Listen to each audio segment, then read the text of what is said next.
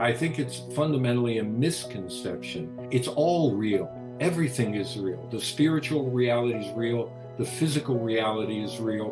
We just exist on levels of awareness.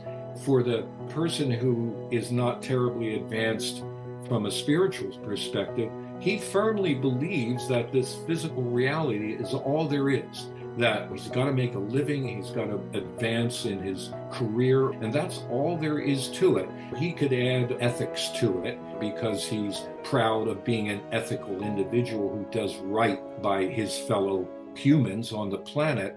For me, it is all one thing. It's that non-duality concept that this is all one thing. It's not either or. If we see ourselves just moving up the ladder, we recognize that, what's the phrase, the drop in the ocean concept. You remove the drop from the ocean, it's individual, and it's got an individual identity. Put it back in the ocean, it becomes the ocean. It's my pleasure to introduce my distinguished guest, Jerry Pannone.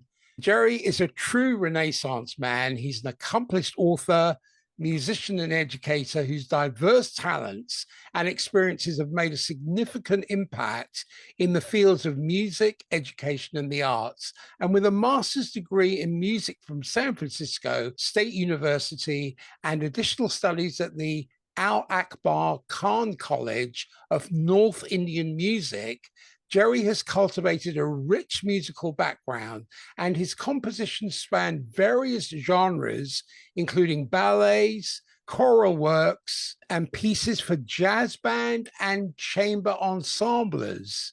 He has even ventured into filmmaking, producing and directing a short film on Alzheimer's disease. As an educator, Jerry's career has been nothing short of exemplary. For 3 decades, he taught humanities, critical thinking, and music at the prestigious Ruth Asawa School of the Arts in San Francisco. His innovative approach to education led him to establish an ethics program that partnered with the National High School Ethics Bowl, bridging the gap between high school students and graduate level philosophy. Jerry's contributions to music education has earned him numerous accolades, including the San Francisco Symphony's Agnes Albert Award, the Teacher of the Year Award for California State Senate District 8, and the California Music Educators Association's Bay Area Lifetime Achievement Award. Beyond his musical and educational pursuits, Jerry is a deep thinker with a passion for philosophy, psychology, and metaphysics. These interests have culminated in his recent book, Survive, which promises to offer readers a unique perspective informed by his multifaceted career and intellectual curiosity. So please join me in welcoming Jerry Pannone, a true polymath whose life's work continues to inspire and educate across multiple disciplines. Jerry, welcome to the Transcendent Minds podcast. Thank you so much, Peter. I'm going to have to write that down. I enjoyed your introduction. I think being described by someone else is somewhat ego inflating because we always like a pat on the head. And I think of Robert Sapolsky, who wrote 2 wonderful books, one Behave and the other Determined. It shows our conditioned experiences need the applause for anything or the blame for anything we do. So again, thanks so much. You're most welcome. I read through your book. What I can glean from it, it's an illuminating exploration of the multifaceted nature of survival, and extends beyond mere biological persistence to encompass psychological, emotional, intellectual, and spiritual dimensions, which is right up my alley. Your storytelling is both engaging and accessible because it weaves together complex concepts with ease and clarity, but it's also bolstered by references to leading scientists, psychologists, and philosophers. It makes the book a very well-rounded and credible resource. The book challenges readers to consider profound existential questions, particularly the nature of identity and the motivations behind our actions. He seems to delve deeply into the integration of theoretical knowledge and lived experiences. Thank you very much. I appreciate your summary. I've seldom heard it better said, frankly. So I do appreciate that. You're most welcome. It's particularly notable for addressing aspects of human psychology, which I love, which are often overlooked by conventional approaches, such as the intense subconscious drive for survival and the quest for spiritual transcendence. This comprehensive coverage makes it a potential replacement for traditional textbooks on human development. Not only that, it's thought-provoking, because this unified theory of life's evolution addresses both the forces that have shaped us and those that continue to influence our trajectory. It's why I liked Maslow's hierarchy, because it doesn't confine growth to one trajectory. He includes, is broad enough, put it that way. He has the fundamentals of physiological development and our needs for those basic things. It also tracks our evolution through the animal world and how animals have developed the morality that we thought came with us, essentially, that they have reciprocity, they have altruism within the tribe. It took people incredible study, like Sapolsky's living with baboons for 30 years, to see all those aspects and to be able to appreciate it and transmit that to us and say, hey, we weren't the first ones to come up with reciprocity, that tit for tat behavior, you scratch my back, I'll scratch yours, starts at a primal level.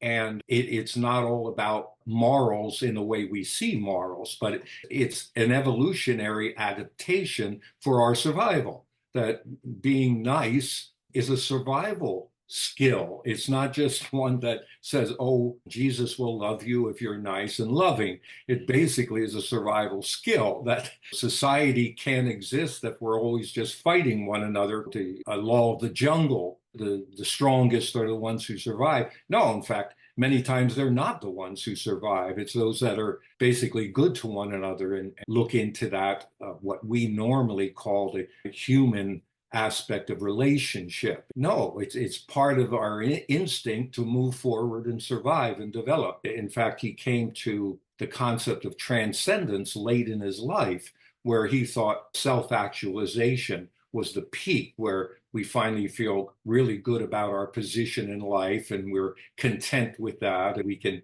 make things happen for ourselves that bring us a certain degree of happiness. But it wasn't until he started to experience this feeling that that's not quite enough. There's something beyond just having your house and family and car and being able to maneuver within that world of what everybody, quote, thinks as contentment and arriving. There's something beyond. I think it wasn't until the 60s, early 70s, just before he passed, that he started including this concept of transcendence.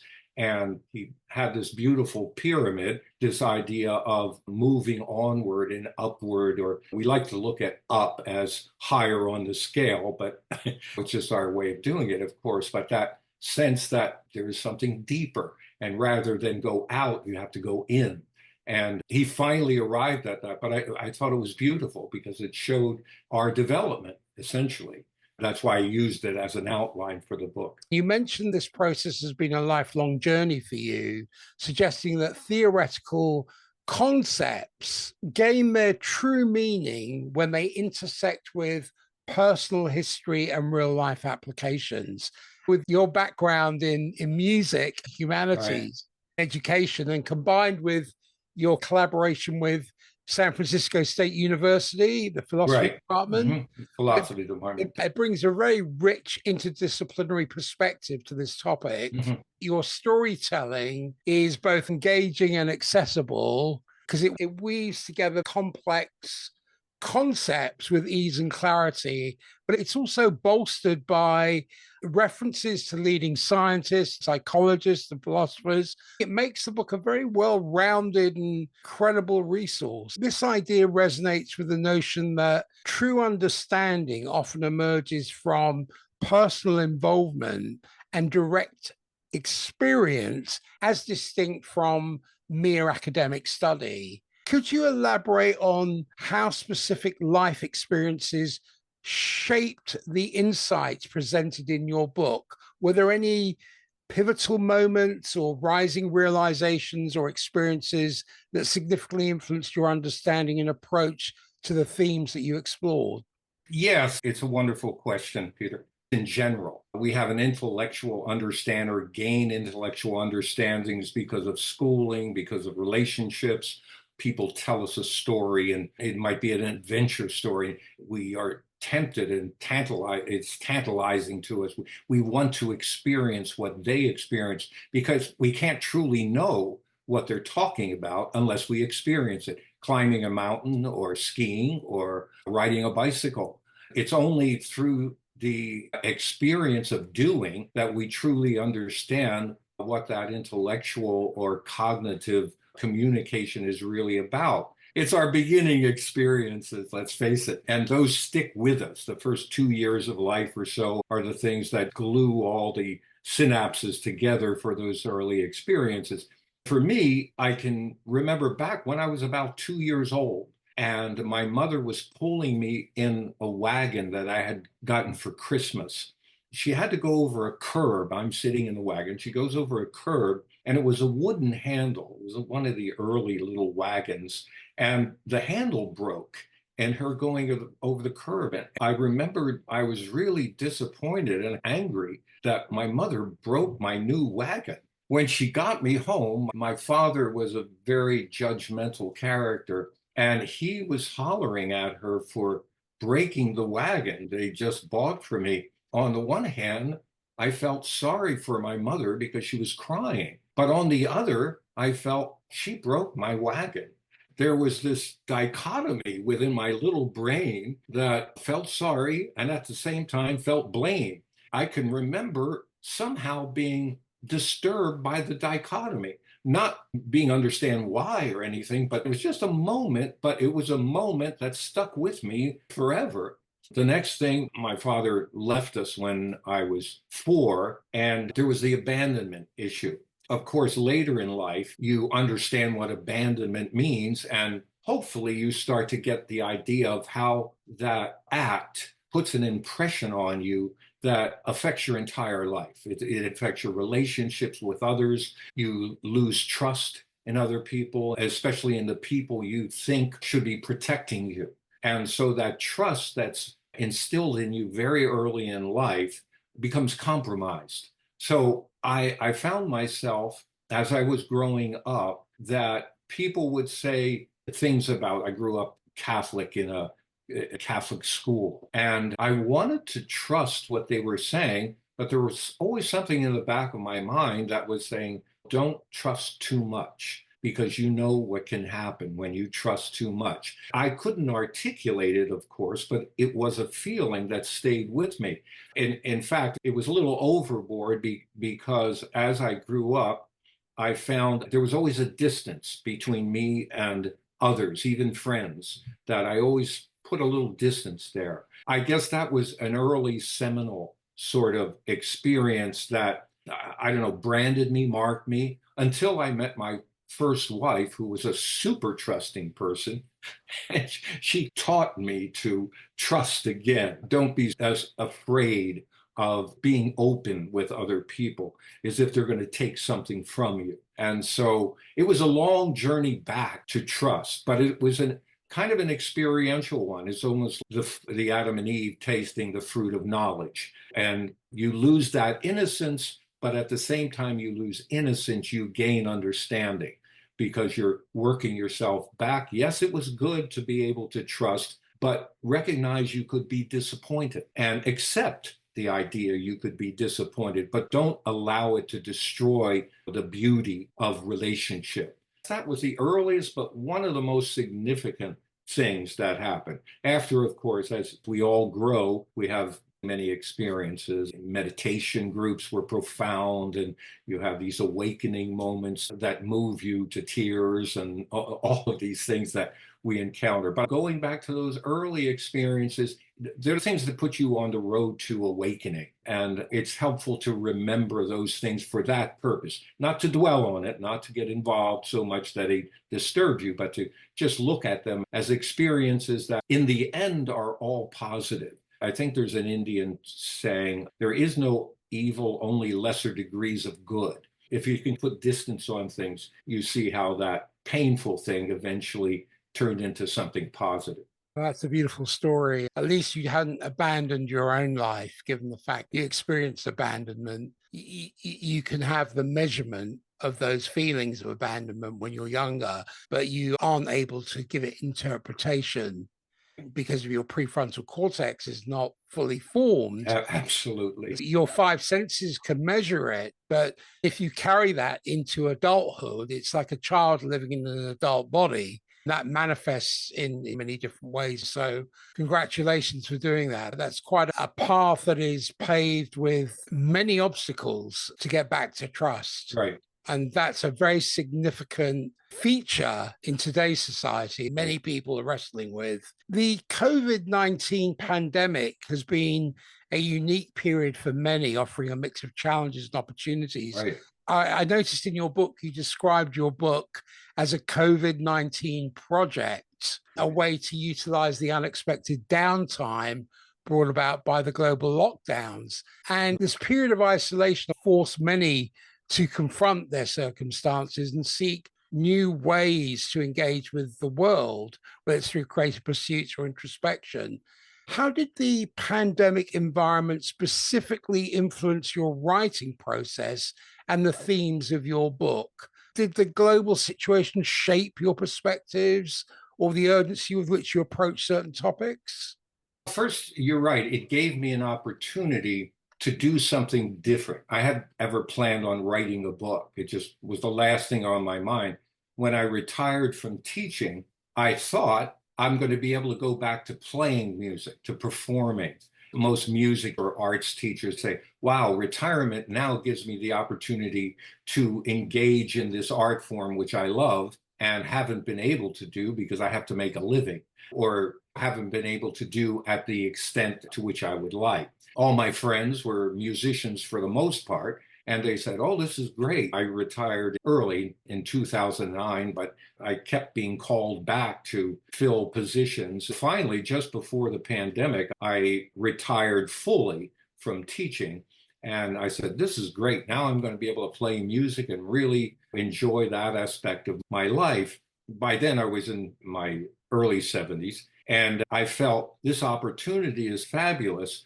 But at the same time, I'm in the winter of my life, and your skills start to diminish a bit as you get older, just physically. And playing music takes physical skills. Although I had this idea, this dream of performing music a lot, I recognized that my skill sets were starting to diminish, and I had to practice twice as much to maintain the same level of skill. Then the work started to diminish as well, because I was primarily a jazz musician, and trying to make a living as a jazz musician is difficult in the best of circumstances. But for me, it wasn't a living because I had a pension from teaching and I could just enjoy it. Then along came the pandemic, and it blew it all out the window because there was no work at all. There was no performing work whatsoever. I started leaning towards philosophical pursuits, which I had been doing while I was teaching anyway, and always had a lifelong interest in. It gave me the opportunity to observe the circumstances of the pandemic and see how isolated people became, and thinking about what is it really about and how do we survive this thing that's come upon everybody. And it made me think more about that, just that basic thing, survival. How does this whole idea of self-preservation interact with our circumstances right now?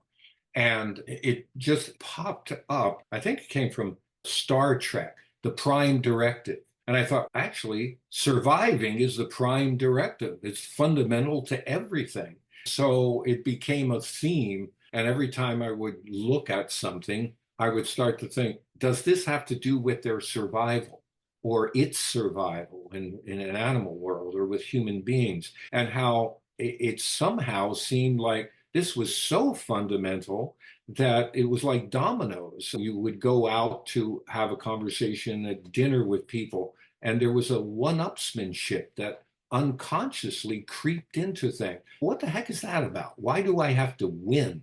What is there about winning a conversation point that you're arguing about a particular issue and you feel so strongly that you have to win? And I realized it goes back to survival. This idea that you have to be smarter than, you have to be on top of all of this stuff that means we're going to win and they're going to lose. The necessity of that and how it really just comes back to an ego drive. And the ego drive is purposeful. It has a purpose. It means you will survive and they may not. This became thematic with almost everything. It almost became an obsession, actually.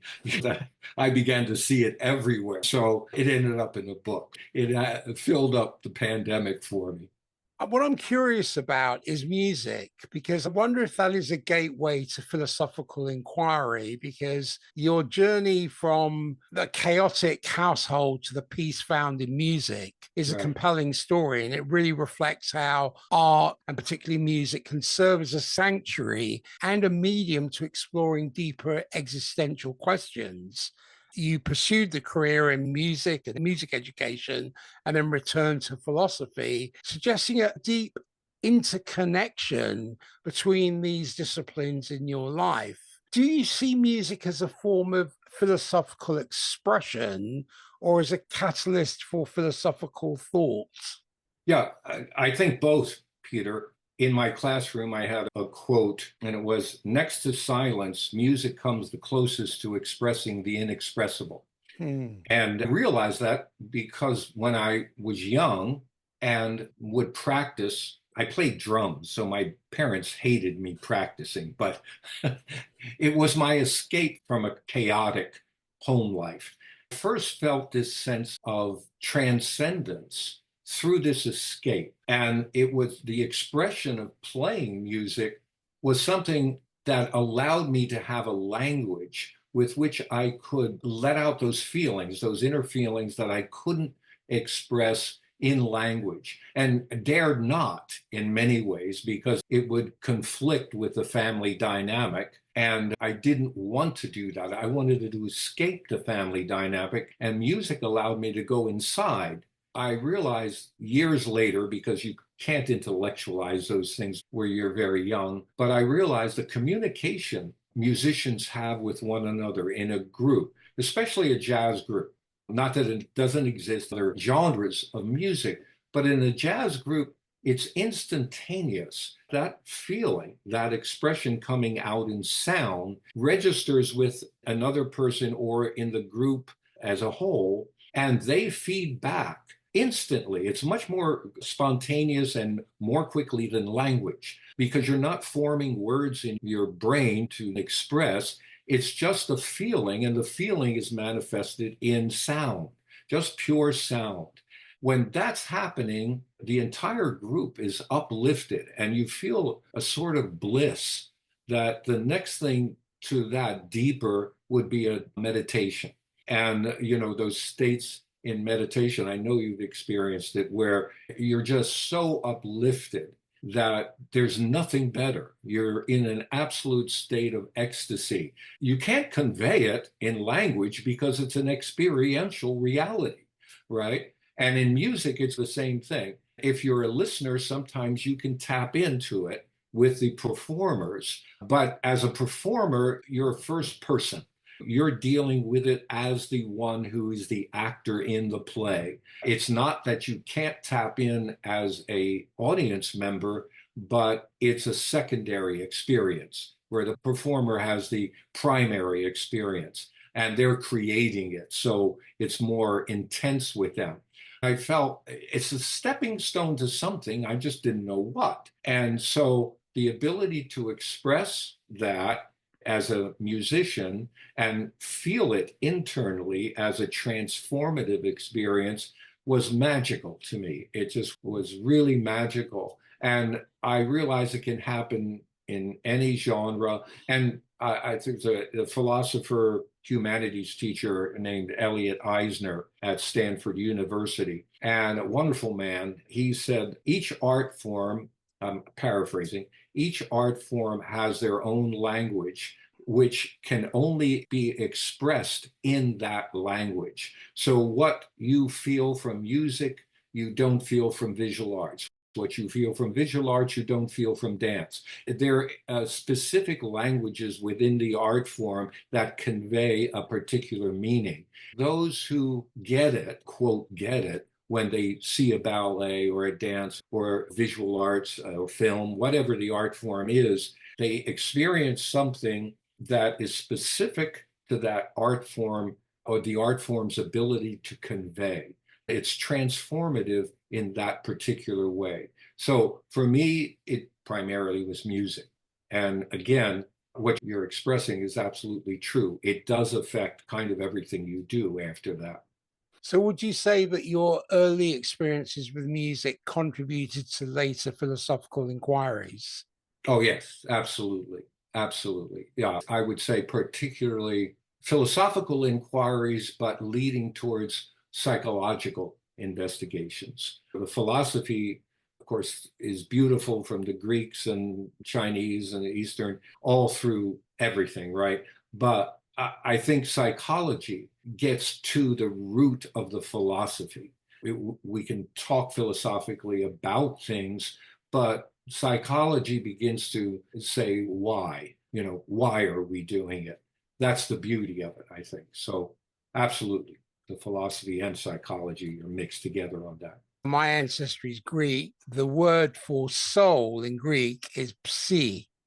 And psychology, the original meaning is the caretaker of the soul. Aha. Okay, I didn't know that. Thank you. Yeah, that was the original meaning. And we've moved far away from being a caretaker of the soul into identifying particular pathologies, labeling them and categorizing them. But I think it's much more than that. Continuing with music, because when I was reading through your book, you served in the military, particularly in an army band in Italy. From what I can glean, that seems to have been a formative experience leading to your introduction to philosophical and psychological literature. And this period marked the beginning of your engagement with deeper questions about life and self-identity, sparked by your reading of Erich Fromm's work. How did your military experience, particularly your time in the army band and your exposure to these works, influence your later academic and intellectual pursuits? The Army was my greatest learning environment. And unfortunately, I think we've put it aside, this experience that many men, especially in those days, had to go through. It wasn't you feel like doing it, you don't feel like doing it. You have to do it. If you don't want to do it, you're either going to have to run away in this country to Canada or someplace else because they were going to grab you. This was just before the Vietnam War. And I was lucky I had some choices because I played music already and I was joining the military. By the way, I joined the military to get away from home. It was the easiest way I could see of just getting away. And I auditioned for the Army band and they let me in. I found it was the first time I was forced to be with people I didn't particularly care to be with. Psychological dismantling of the ego has been studied extensively by militaries from the very beginning. They didn't know it was psychology they were using on people, but it certainly was. So you would get off the bus at the military training base, and the first thing they would do is shave your hair off. And then they would give you this silly hat, this fatigue cap, and an overcoat. And it could be 100 degrees out. You were going to wear the overcoat. So you had the silly hat, this big overcoat, and combat boots. You look totally ridiculous. And you're looking at one another and seeing how ridiculous you all look. But you were bonding. You were beginning to have this bonding experience. And the sergeant who was in front of you looked super cool. He had this starched fatigue uniform, spit shine boots, and this very super cool hat that was just creased perfectly. You look like an idiot, and this guy in front of you looks so cool. So you began to say, I'd rather look like that than like this. And that again was this experience where they knew how to bond you together and then want something else. The something else was authority and rank. You knew if you rose in rank, you could look more like him than you look like this guy in this outfit. The different people you would be with in a barracks, and don't forget you have bunk beds in the barracks, and there were 50 men in one open bay. And the bathroom, the latrine, as they called it, you had 10 toilets right next to each other and no barriers. You were sitting there with all these other guys. So this was the destruction of the ego in spades, you might say, or your personal idea of who you were. I was next to a fellow from the Ozarks. The guy above me was from Harlem in New York. And I can't remember the other fellows, but basically this mixture of humanity that you would have never decided to go into if you were not forced into it, because all of them had different opinions about life and what was important in their lives. But we all had experience of being in this place we didn't want to be in. And the sergeant at the end who was over us, he became the one that was the common enemy. And they knew that, of course. The sergeant is supposed to be the common enemy that you rebel against, but he has the power to make life difficult for you. So you aren't going to rebel all that much. And I realized that unconsciously, of course, at the time, that this was some strange game that I had been put into the middle of. And this game, I had to learn quickly, or I was going to be in a certain amount of pain. And I had the advantage of going to Catholic school. And I could say yes, sir, more quickly than some of the other folks from my training in Catholic school. So it wasn't overwhelming. For some, it was. And they could not adapt. But for me, it was something I just had to learn how to survive. And what it taught me was how to get along with people who are very different from me and had very different backgrounds. I felt that was one of the most valuable educations I ever had. How do you get along with that person who looks different from you, who comes from different family backgrounds, perhaps different cultural backgrounds? How do you get along? What the Army taught was if you have a common task, then you can come together and fulfill that task, the duty to do it, because you had to do it, and you had to find ways of getting along in order to fulfill that, to have to do it. Because today there are so few have-tos for young people in particular. You can float through life as an adolescent until you're 50, and there's very few things in life that say you must do this, you must fulfill this, you must get along with this group of people. I think we're missing that to the point where it's become destructive.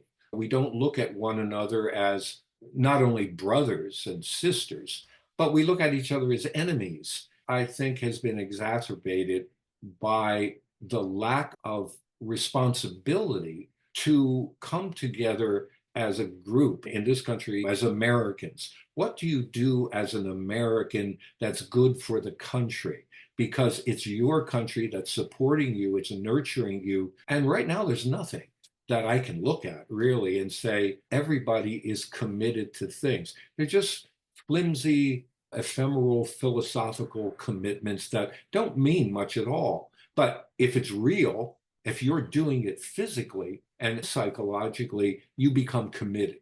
I think for that, it made me think about psychology. And that led to spending time in the Post Library with Eric Fromm and start to dig into that. Besides the people I met who were much smarter than I was, they would say, man, you should read this. And they would point to things. And that influence by that person who you respect because of their knowledge and information, you think maybe I should just pick out a book and read it. So that was the transformative, youthful experience that was so valuable.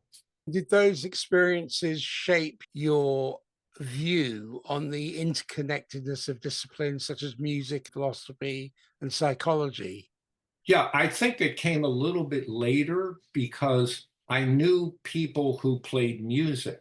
I was in an army band. Everybody played music. We did that, but extending that perception to other art forms and a desire to learn as much as I could was a more gradual learning experience. I still remember reading a book on Buddha, and it happened to be in a post chapel. It was very denigrating of Buddha. I don't know why I expected anything else, but since I was naive about any Eastern philosophy, I was sitting there reading this book, and it said Buddha got fat and sat under a tree, and he made very little contributions because he was just so obese. And I believed that because here in my narcissistic Western belief that we were the top of everything. After all, this is Christianity. They say the truth. Later, after I was out of the Army, I was with a band on tour in Sun Valley, Idaho, and we were there for the ski season. There was a young man who would come into the club. I still remember his name. It was Fair Shellington. He was coming from a very wealthy family, and this in Sun Valley used to be prime ski resort for the wealthy. All the wealthiest people had ski lodges or homes there. And so he would come into this club and we became friends. We were about the same age. He had taken a year off from Stanford. I think he was a junior or something, and he was studying philosophy. And we were having a conversation. I told him about what I knew about Buddha, and he almost fell off the bar stool laughing. And of course, I didn't want to be the brunt of his laughter, but he started to explain who Buddha was and what Buddha was about. Of course, I was incredibly embarrassed at that point, thinking Buddha was just a fat guy under a tree. But it sparked my interest in philosophy more deeply. I said, if this is about what the truth of philosophy is, then I want to know more about it. And then I, of course, started reading more philosophy books and keeping my mouth shut a little bit more when it came to Eastern philosophy.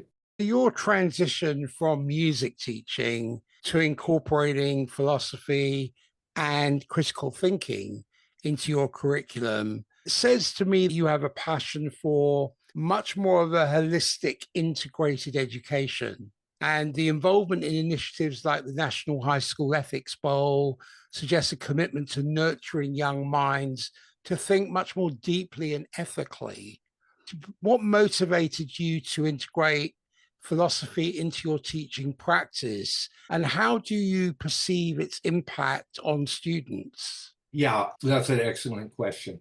Go to college if you want to be a teacher, for example, a school teacher, high school teacher, and you are drilled on the subject matter that you have to teach. So much of it is about what to think instead of how to think.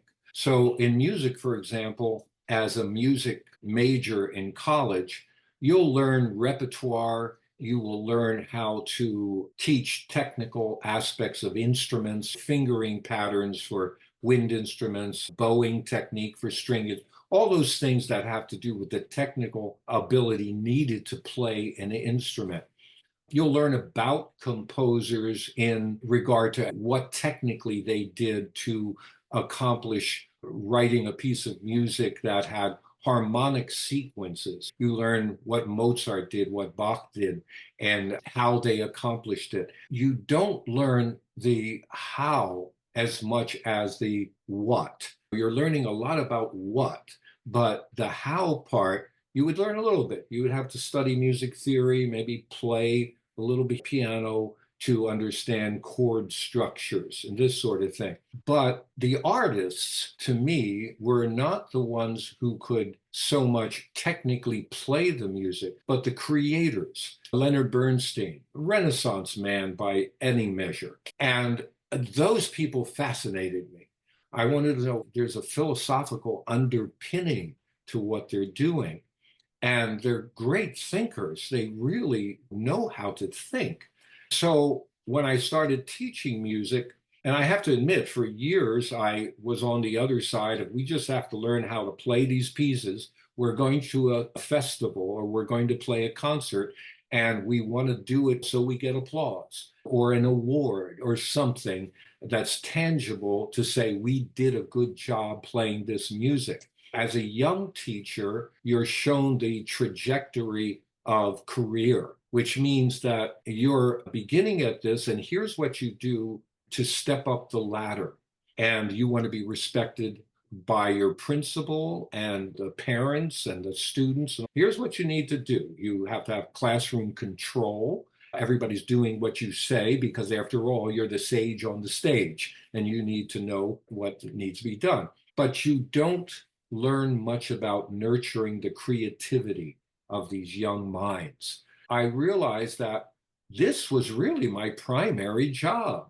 It wasn't about playing the music. Yes, we have an activity. We're doing this stuff, and it's beautiful, and we get to commune through the music, but the creative urges aren't being nurtured. It's why we wanted to have a jazz band at the school, not just classical groups. We instituted composition classes so the kids wouldn't be able to compose their own music. And then I felt this is the doing of the art form, and we have to be able to do it and be creative. But the thinking part has to do with philosophy and critical thinking. Why am I doing what I'm doing? And I realized we had no critical thinking classes in the school. In fact, in the entire district, there was only one critical thinking class at one high school, which was the academic high school for the school district. So I became more interested in how do we do this? How are we going to get kids to think critically about what they think about life? What do you think about your being, about your existence? The kids loved it. I started one, I didn't get paid for it, but I just started the class because I thought it was important. The kids absolutely loved it. I had backups, kids who wanted to get in, who couldn't get in. And when I started really studying the history of education, this is the way it was supposed to be. Philosophically, it was the way it was supposed to be. But we get caught up into how to make money, how to feed industry, how do we expand our economic universe, and that becomes the basis for education rather than the philosophical mind and who am I, asking those big questions, which kids absolutely love. They love this because it makes them think about something more than the doing of stuff, and it brightens their universe. So that was basically it. And then it just stepped on from there, where I got involved in the ethics bowl. Again, thinking about what should I do in a circumstance, because kids are constantly confronted with ethical dilemmas. Their friends, what are we going to do on Saturday night? This is how the boys get led astray. For the most part, it's the boys, but the girls as well. And that idea of, is there the idea that there may be a better choice, not just right or wrong, but is there a better choice than the one you feel you're going to make? And can we think about that you're going to make a choice? And that was fundamental. Just asking yourself, is there something better I can do? I became, of course, fascinated with that because the kids are marvelous. When you give them an ethical dilemma, they'll pick apart and ask themselves, am I thinking about this right? And that beauty of youth looking at life is astounding, really. And we just don't give them credit because we're wrapped up in telling them what to do. So, yeah, that became an educational philosophy. That talks about a true education as distinct from following a curriculum, which is Right. really designed to fulfill an economic imperative. Whereas a true education needs to play a much more prominent role in public education. Even when you look at the word education, comes from the Latin educere, which means to draw out, not Right. to stuff in. Beautifully said. In your book, you also draw parallels between the biological struggle for survival, as seen in nature, and the human condition. And this analogous scenery, if you will, um, Yeah. That's very good.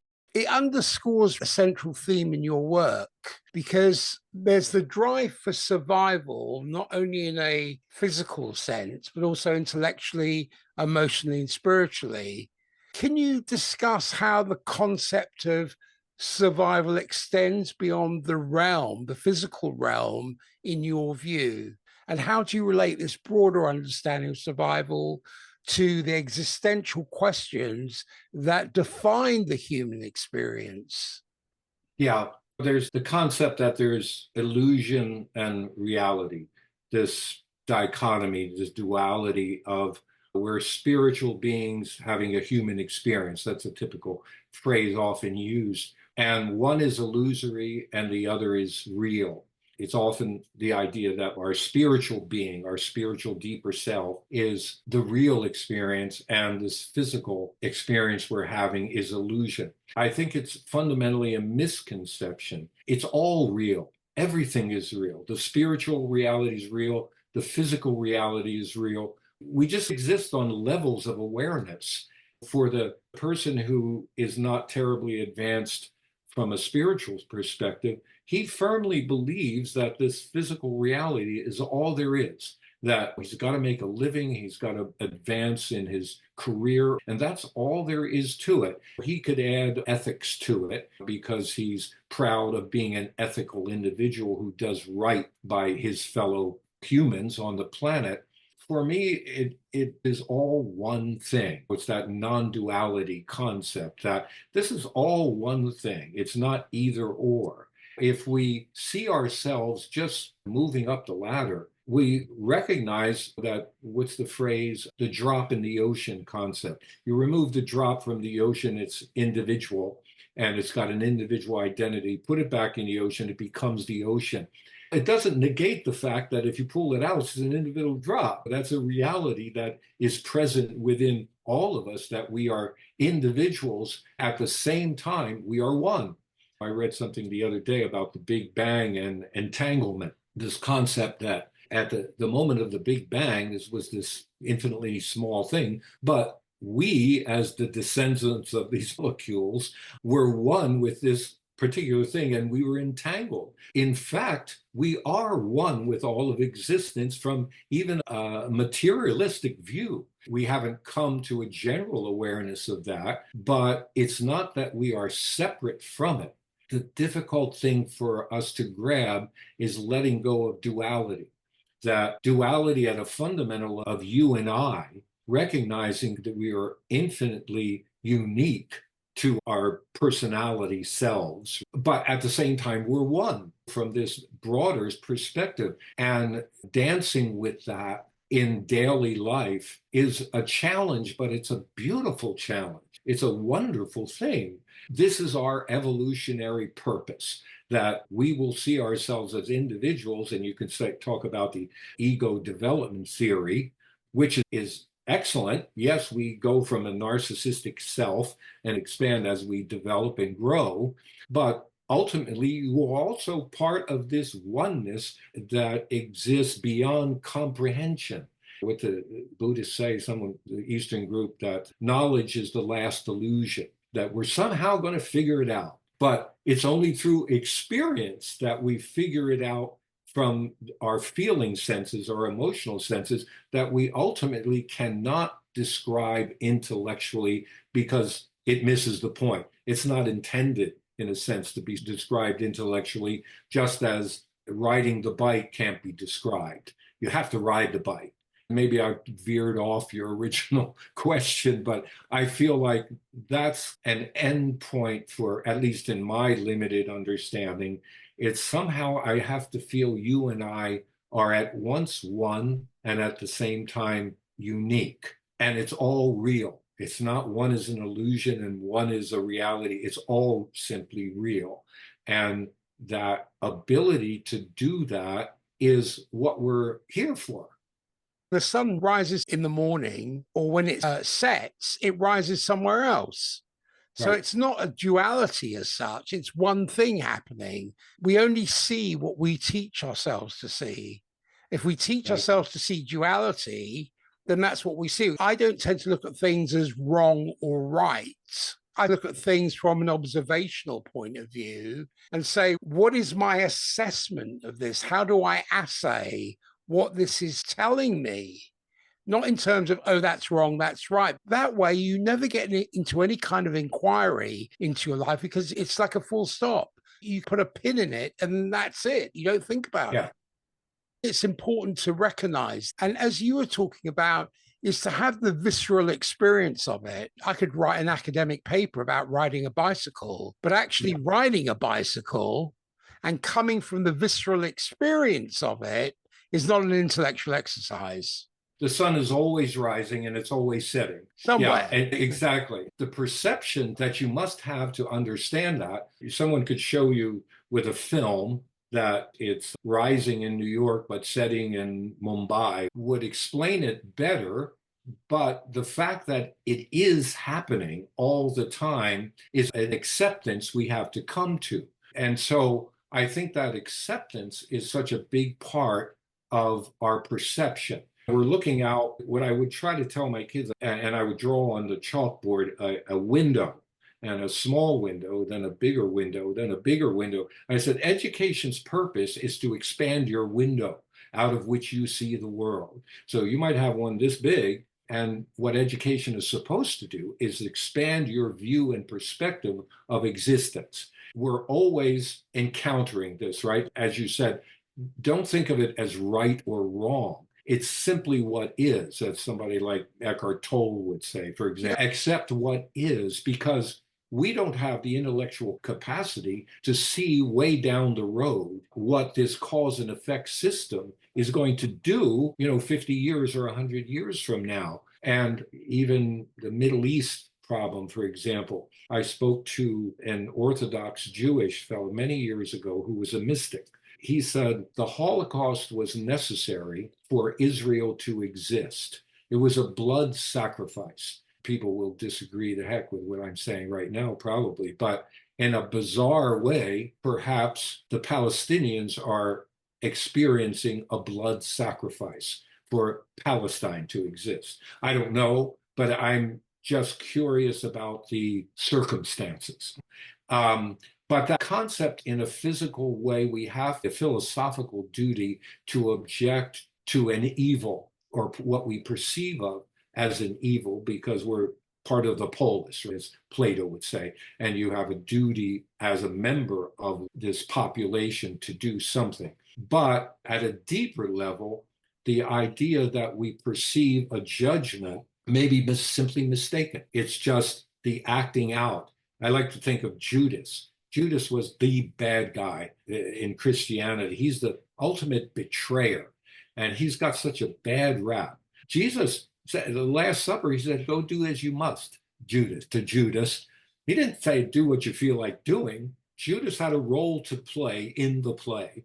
And without Judas doing what he did, there would be no Jesus. He would have just been another character floating around the Middle East who was a nice guy, did a few miracles, right? But he had a seminal part in the play. And we all judge him as this bad guy betraying Christ. But in fact, it's like the Bhagavad Gita, where Krishna and Arjuna have this discussion that Arjuna must fight in the battle. He's a warrior. This is his duty to fight. And Krishna, who is the Christ figure in Hinduism, he's trying to convince him. Arjuna doesn't want to do it. These are my cousins on the other side. It was a civil war. I don't want to kill my cousins. I can't kill my cousin. And finally, Krishna runs out of verbal argument and he gives Arjuna a view of all existence and the past, the present, the future. He sees that nobody's dead. This was a play, and they all played their part in the play. And no matter how real it seems, it's a play. And you take off your costume, the bad guy, the next act, he could be the good guy. We're all having our parts in the play. And I always love that because it gives one a perspective on what we perceive as a good or bad act. If you can let go of judgment and witness it, then I think we're in a better position to understand in such a general way, of course. If you remember the old film you used to put in your camera, and Right. it wasn't digital at the time, you would take a picture and then you would take it to the photographic store and they would develop the film for you. But when you take an image on that negative, that's like people's imprint of their beliefs, because you can't use that same film again. You've got to have a new film because you can't superimpose another image on the image you've already taken. I think many people's mindsets are that way, that either or, because it's already printed in their circuitries, in their faculty, and that is the way that they see it. For someone to come along and give them a different perception or a different observation or a different assessment, it's no, this is already printed. Yeah. Yeah, that's a very good way of putting it. And in my book, I use the ladder of inference by Chris Argyris to Yeah, I saw that. explain how we're conditioned to believe something. We look at something, a picture, and then start to make assessments of what we're seeing to what we've previously seen colors our judgment of what we see now. So that perception is always conditioned by our previous experience. And it could be dead wrong, but we are attached to it. I like what you said in our first meeting, that would like to get rid of belief or something, because I think that's it, right? We have a lot of opinions that we turn into beliefs because of our conditioned experiences. So there's something that arises as an opinion. We don't stop and say, this looks like something, but maybe it's not. We basically go back on our conditioned experiences and say this is a circumstance where this is true and this is false. Especially, as I said earlier, growing up Catholic, this was a sin and you would go to hell if you commit this sin and die. It was ridiculous as when I was a 5, 6 year old, if you eat a hot dog on Friday and get hit by a truck, you're going right to hell. This never made a lot of sense to me, but I was terrified of eating a hot dog on a Friday. Probably into my teenage years, I guess I believed what I was conditioned to believe. Let's face it, people are still committing suicide and blowing other people up, thinking they're going to gain 72 virgins in heaven. They've been conditioned to believe, we all have to some degree, these ridiculous things that make no rational sense. But because we're at an impressionable period of our development, we buy into it because, again, this is an authority figure. And what Sapolsky's discovered with his book Behave, at certain periods of our development, because primarily frontal cortex is not developed, we will accept things we would never accept later, but then it sticks with us. Because it sticks with us, it becomes a firm belief that is not rational at all, but it's become part of who we perceive ourselves to be. The case for removing belief is based on several factors. And I know it's a challenge, but when I look at history and I look at the source of conflict, because beliefs, especially when they're rigidly held, they've often been at the root of conflicts and war and discrimination throughout history. And beliefs can make people resistant to new information and scientific advancements, hindering progress. There can be cognitive bias. Beliefs can lead to confirmation bias, where people are seeking out information that confirms their pre-existing notions and they ignore contradictory evidence. Another aspect of it is limitation of thought, because like that printed negative, strong beliefs would limit creative problem solving and openness to alternative perspectives and perceptions. There's also a false certainty, because beliefs can also provide a false sense of certainty in an inherently uncertain world, leading to poor decision making. So are there potential replacements for belief? If we can rely on empirical evidence and scientific method to form understanding and constantly update our views based on new data and embrace uncertainty, it's like your window where you have bigger windows and probabilistic thinking. But I think it also needs pragmatic approaches, because if we focus on what works in practice rather than adhering to ideological positions, so that we emphasize outcomes over intentions and adapt strategies based on real world results. This is where critical thinking comes in, as you were talking about earlier with your students, because then we can develop skills in analysis and logic and evaluation of arguments and encourage questioning and skepticism. It's not far from Plato and Aristotle, really, and promote intellectual humility. So there is a provisional hypothesis in this in terms of, can we treat ideas as working hypotheses as distinct from fixed beliefs and be open to revising our discarded hypotheses when contradictory evidence emerges, so that we have a values-based decision-making, so the choices are based on clearly defined values as distinct from beliefs. So there's a consistent assessing and reassessing and refining of our hierarchy of values. This needs a phenomenological approach, because if we're focusing on direct experience, observation, suspending judgment and preconceptions to engage more directly with what you were talking about, with the reality. This is reality. This brings into play things like systems thinking, where we can start to understand or stand under complex interconnections as distinct from relying on simplistic beliefs. So we recognize emergent properties and unintended consequences. And we need emotional intelligence for this. We need to develop awareness and regulation of emotions that often underlie people's beliefs. That means we have to cultivate empathy and understand diverse perspectives and be open to that. We need cultural competence. We need philosophical inquiry. There's a huge cognitive load, I think, with belief systems, because they often serve as a heuristic or as a mental shortcut.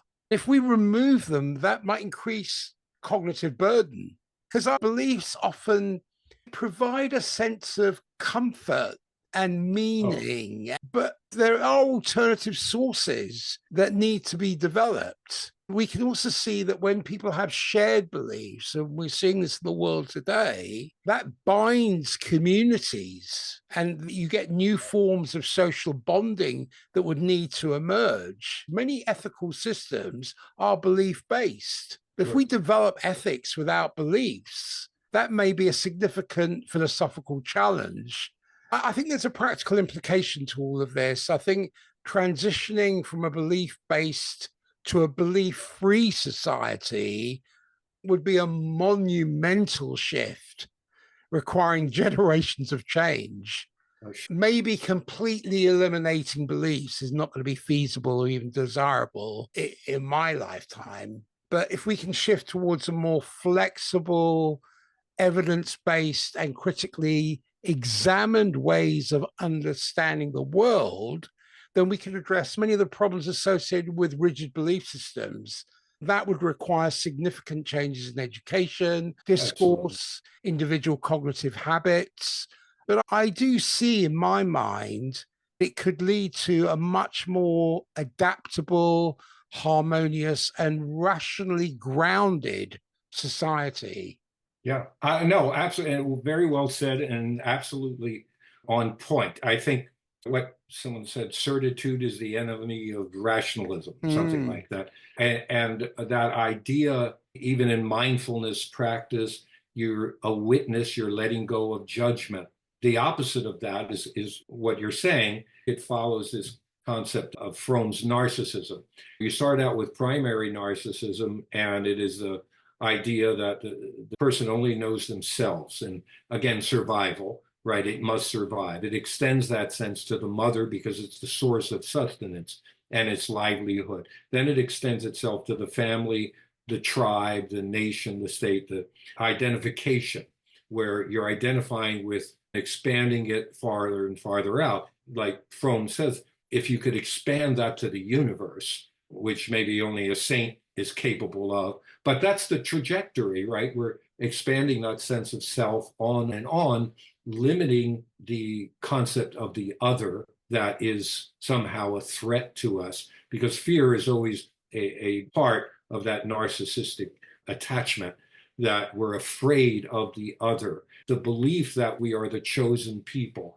Any of those things basically corral it and our thinking and minimize it. The only answer is to what you're talking about, education and expanding sense of self to the other, and seeing that other person. I think, as Eckhart Tolle says, the other person is you in a different disguise. If we could start to begin to see that, we do it in little ways, like we talk about human rights. We don't talk about American rights. We talk about human rights and the International Declaration of Human Rights that the UN, I guess it's 50 years ago or more, but we're still just crawling away towards that goal. It's incremental and very slow.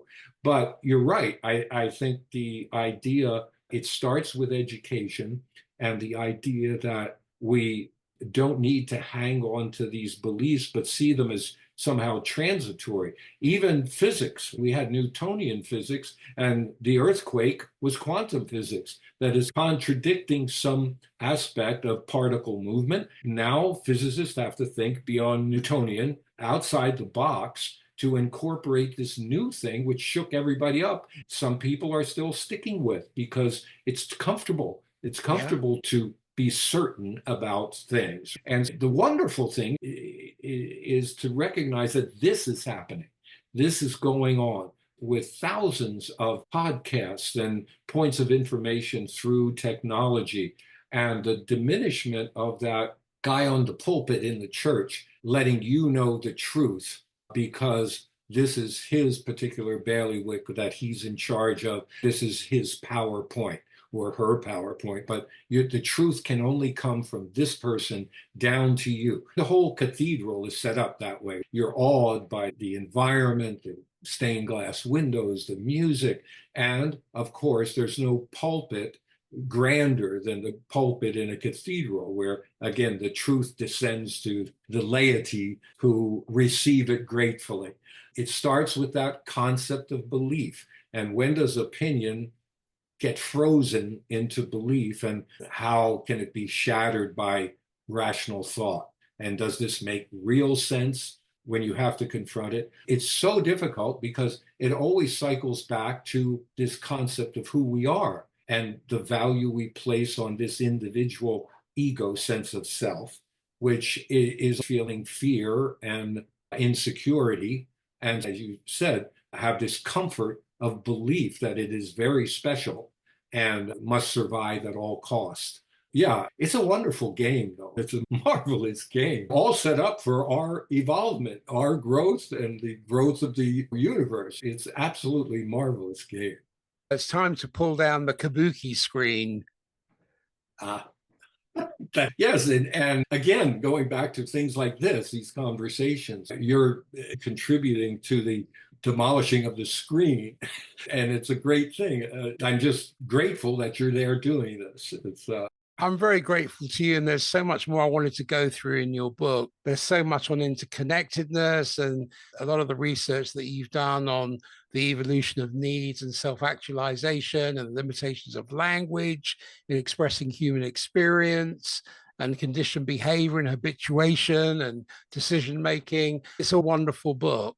I really urge listeners to get a copy of this for one's personal development and collective development. It's poignant, it's well-researched, there's appendixes, it's a beautiful book. Jerry, where can people find you, and do you have any parting words at all? I'm on my website, jerrypannone.com. That's the easiest way. If they want to contact me, leave me a message, and I will certainly get back to them. Just parting words. Again, thank you so much for having me on your program.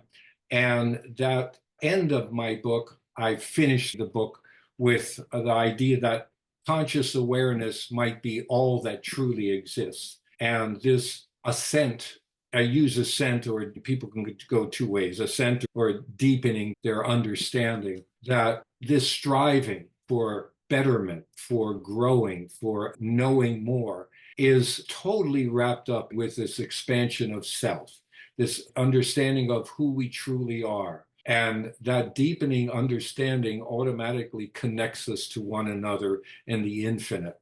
I hope hope is probably the wrong word, because I know in the long run, if we could look at time as an illusion also, that it's happening all the time. It's happening everywhere. And this awakening is part of our birthright as an evolving soul, and yet a soul that is consistent in knowing itself as all of existence.